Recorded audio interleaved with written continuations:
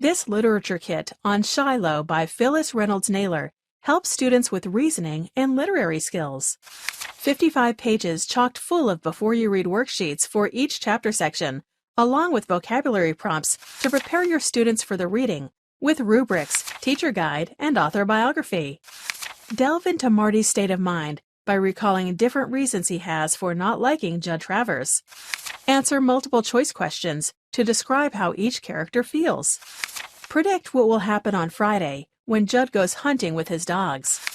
Students take the themes from the novel and apply them to their real life by taking a look at the treatment of animals in their hometown. 6 additional writing tasks follow. Supplement an existing unit with in-depth writing tasks, such as creating a menu for a catering company designed for animals. A word search puzzle and comprehension quiz ends the unit. The easy marking answer key works by lining up perfectly with the matching question pages. 3 color posters, which are graphic organizers, completes the resource. Track the lies Marty tells during the course of the novel in a chart. Visit our website to see more novel study guides just like it.